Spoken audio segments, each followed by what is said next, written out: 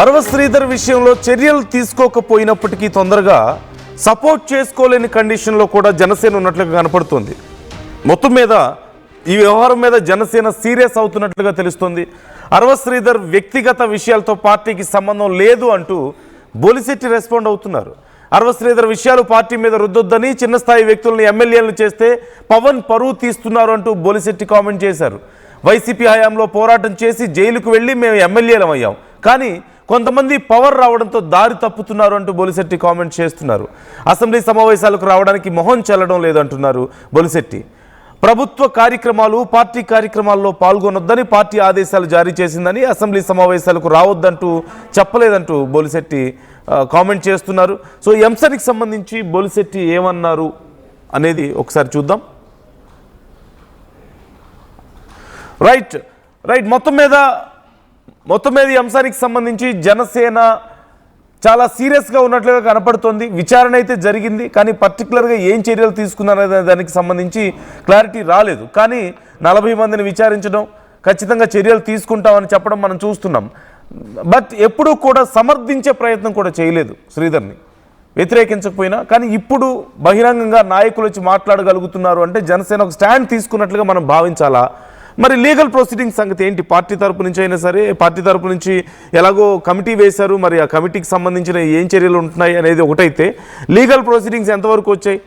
మరోవైపు అరవ శ్రీధర్ ఇదంతా తప్పుడు కేసు అని చెప్పి క్వాష్ పిటిషన్ దాఖలు చేయడాన్ని మనం చూసాం. మరోవైపు వీణా చూస్తే డైరెక్ట్గా డిప్యూటీ సీఎం పవన్ కళ్యాణ్కి లేఖ రాయడం, నేను మిమ్మల్ని కలుస్తాను, మీరే నాకు న్యాయం చేయండి, నా తప్పు అయితే నన్ను శిక్షించండి, లేదంటే నాకు న్యాయం చేయండి అని చెప్పేసి మాట్లాడడం మనం చూస్తూనే ఉన్నాం. సో మొత్తం ఎపిసోడ్ ఇది చూస్తే ఫైనల్గా అసలు ఎటుపోతుంది మాట్లాడదాం. మా ఏపీ ఇన్పుట్ ఎడిటర్ కృష్ణమోహన్ మనతో జాయిన్ అవుతున్నారు. కృష్ణమోహన్, బొలిశెట్టి చాలా కీలకమైనటువంటి వ్యాఖ్యలు చేశారు. అంటే జనసేన నాయకులు ఇప్పటి వరకు పెద్దగా బయటకు వచ్చి, సీనియర్ నాయకులు ఎవరు కూడా ఈ విషయంలో రెస్పాండ్ అవ్వలేదు. అంటే సపోర్ట్ చేయడం కానీ అపోజ్ చేయడం కానీ కాకుండా మేము కమిటీ వేసాం కదా చూద్దాం అన్నట్లుగా ఉన్నారు. కానీ బొలిశెట్టి వ్యాఖ్యలను ఎలా చూడాలి? అట్ ది సేమ్ టైం అసలు లీగల్ ప్రొసీడింగ్స్ ఎంతవరకు వచ్చాయి?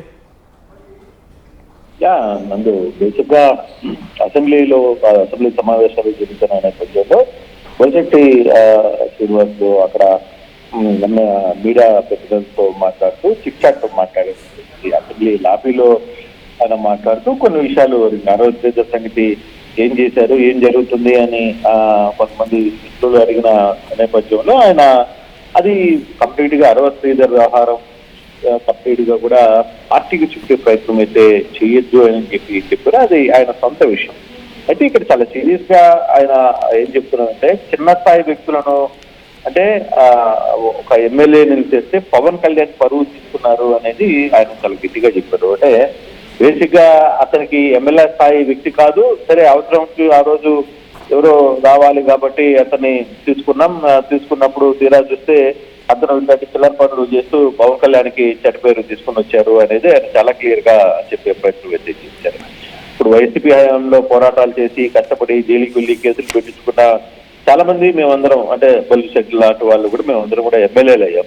కానీ కొంతమంది ఒకేసారి డైరెక్ట్ గా ఎమ్మెల్యే కావడం, పవర్ చేతిలోకి రావడం వల్ల వాళ్ళ యాటిట్యూడ్, వాళ్ళ స్టైల్ ఆఫ్ ఫంక్షనింగ్ మొత్తం కూడా దారి తిప్పిపోతుంది. పూర్తిగా కూడా తప్పించుకొని, అంటే అసలు పూర్తిగా చెడిపోయారు అనే దిశగానే కొన్ని అంటాని మాటలు కూడా ఆయన అన్నారు. బట్ అవి మనం మాట్లాడలేం. అటువంటి పార్టీ ఒక డెసిషన్కి వచ్చిన, అంటే పార్టీకి ఒక క్లారిటీ వచ్చిందా ఈ విషయం మీద? ఇప్పుడు కమిటీ వేశారు, విచారణ జరిగింది, 40 మందిని అక్కడ విచారించారు. జరుగుతున్నటువంటి మొత్తం చూసిన తర్వాత ఇప్పుడు నాయకులు వచ్చి బయట ఇలా మాట్లాడగలుగుతున్నారు అంటే పార్టీకి ఈ విషయంలో క్లారిటీ వచ్చినట్లుగా చూడాలా? అంటే ఇలాంటి క్లారిటీ ఈ విషయాన్ని ఆయన అఫీషియల్ గా ఎక్కడ మాట్లాడలేదు. ఇది ఓన్లీ చిట్ చాట్ అంటేనే తన మనసులో ఉన్న మాటలు అనఫిషియల్ గా ఏం జరుగుతుంది అనేది అసెంబ్లీ లాబీలో మాట్లాడిన మాటలు.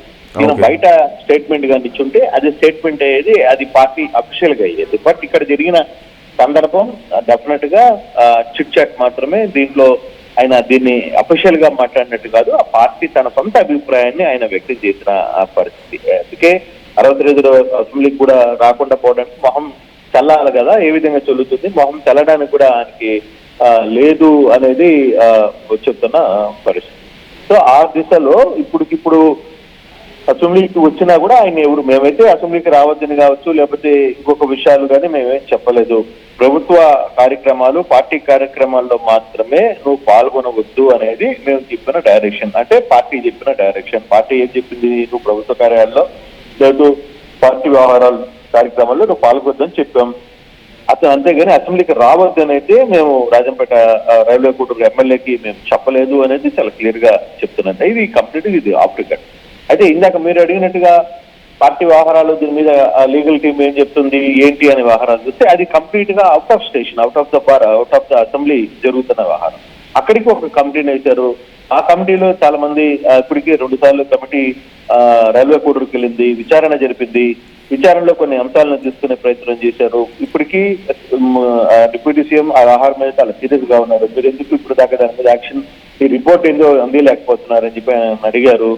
దాని తర్వాత ఈ వారంలో వెళ్తామని చెప్పారు. ఈ వారంలో వెళ్ళిన తర్వాత ఎటువంటి డెసిషన్ తీసుకుంటారు అనేది చూడాలి. బహుశా ఇప్పుడున్న సమాచారం లేదు, మనకు అంతున్న సమాచారం ఆఫ్ రికార్డ్ కావచ్చు లేకపోతే ఆన్ రికార్డ్ కావచ్చు, మనకు అంతున్న సమాచారం వచ్చి ఈ వ్యవహారాన్ని కొంత డిప్యూటీ సీఎం మాత్రం సీరియస్ గానే చూస్తున్నారు. అరవై శ్రీధర్ వ్యవహారంలో కమిటీ 3 మెన్ కమిటీ ఏదైతే వేశారో ఆ 3 మెన్ కమిటీ ఏ రిపోర్ట్ వస్తుందో చూడాలి. ఆ దిశగా ముందుకు వెళ్తారా? ఒకవేళ అరవై శ్రీధర్ ని సస్పెన్షన్ చేస్తారా? సస్పెన్షన్ చేస్తే అప్పుడు అసెంబ్లీలో ఏం జరుగుతుంది? అసెంబ్లీ ఎమ్మెల్యేల నుంచి తప్పిస్తారా, లేదు అతను పార్టీ వరకే సస్పెన్షన్ చేస్తారా, ఇండివిజువల్ గా అతను ఎమ్మెల్యేగా కొనసాగుతాడా? ఇన్ని అంశాలు అనేది తర్వాత. ఇప్పుడు ప్రస్తుతానికైతే ఈ వ్యవహారంలో అరవై శ్రీధర్ వ్యవహారంలో ఏం జరుగుతుంది ఏంటి అనే అంశాలని అసెంబ్లీలో ఎమ్మెల్యేలు మాత్రం జనసేన ఎమ్మెల్యేలు మాత్రం అతను వ్యవహారం మీద కొంత గుర్రగానే కనపడుతున్నట్టుగా మనకు అర్థమవుతుంది వాళ్ళ మాటలు. అయితే బయట అవుట్ ఆఫ్ బార్ లో ఇప్పుడు జరుగుతున్న వ్యవహారం కమిటీ వేశారు, 3 కమిటీ. ఆ 3 కమిటీ వెళ్ళి ఏం చేస్తుంది? ఇప్పటికి 2 సార్లు వెళ్ళింది. 3వసారి కమిటీ రిపోర్ట్ ఏమి ఇస్తుంది అనేది వేచి చూడాలి. కమిటీ రిపోర్ట్ ఇచ్చిన తర్వాత మాత్రమే దీని మీద మనం స్పందించే పరిస్థితి అయితే ఉంది. అయితే అరవై శ్రీధర్ ఇప్పటి వరకు అసెంబ్లీకి నిన్న రాలేదు, ఈ రోజు రాలేదు కాబట్టి అతను మొహం చూపించలేకనే రాలేకపోతున్నారు అనేది సహచార ఎమ్మెల్యేలు, జనసేన ఎమ్మెల్యేలు మాట్లాడుతున్న పరిస్థితి ఉన్నది. రైట్.